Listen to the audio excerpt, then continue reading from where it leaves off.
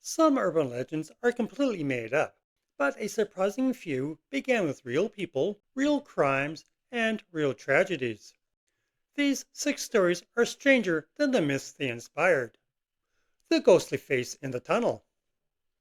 For decades, teenagers in western Pennsylvania told stories about a figure they called Charlie No Face, or sometimes the Green Man. The legend said a glowing, faceless creature haunted an abandoned rail tunnel near Pittsburgh. Drive out there at night, flash your headlights, and he'd step out of the shadows. Some versions said his skin glowed green from a chemical spill or a lightning strike. The story was real. The monster wasn't. It was based on a man named Raymond Robinson.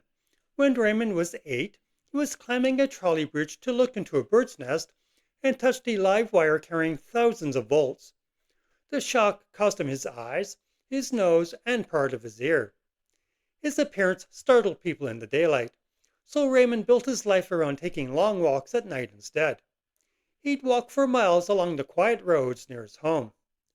Drivers spotted him over the years, just glimpses in the dark, and those glimpses turned a quiet neighbor into a legend. Raymond died in 1985. His story is a good reminder of how fast a rumor can reshape a real person's life. The Funhouse Dummy. For years, a rumor floated around Carnival Cruise. Some of the lifelike props in haunted house rides weren't made of paper mache or wax. The story went that cash-strapped carnival owners had used actual human remains to cut costs. In December 1976, a TV crew was filming an episode of The $6 Million Man inside a funhouse at New Pike Amusement Park in California. Someone went to move a mannequin hanging from a noose. Its arm snapped off in his hand, and underneath was a human bone with mummified flesh still on it. Police identified the body as Elmer McCurdy, a small-time bank robber killed in a shootout back in 1911. An undertaker embalmed him but never buried him. Instead, he put McCurdy on display and charged people a nickel to see the bandit who never gave up. Over the next 60 years, the body got sold, traded, and shuffled between sideshows and wax museums. Somewhere along the way, the paperwork got lost, and people just forgot he was an actual person. In 1977, he was finally given a real burial, sealed under concrete in Oklahoma, so nobody could dig him up again. The real Boogeyman of Staten Island. Kids on Staten Island grew up in the 70s and 80s fearing Cropsey, an escaped mental patient with a hook for a hand who supposedly lived in the tunnels under the old Willowbrook State School. Any missing kids got blamed on him.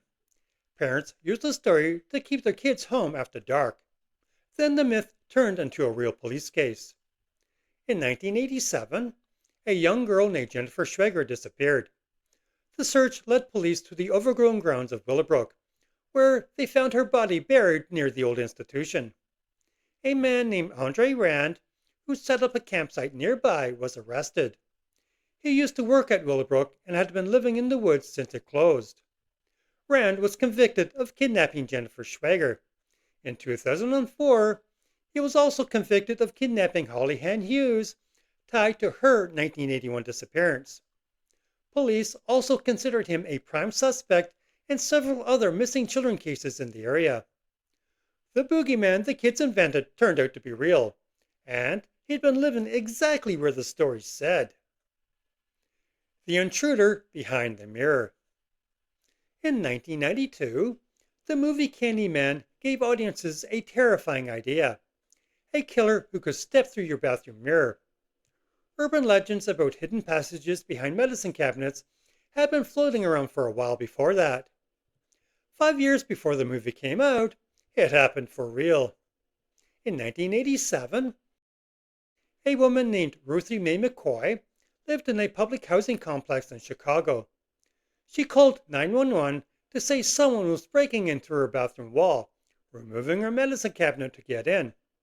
It sounded so strange that police didn't treat it as urgent. Ruthie was killed.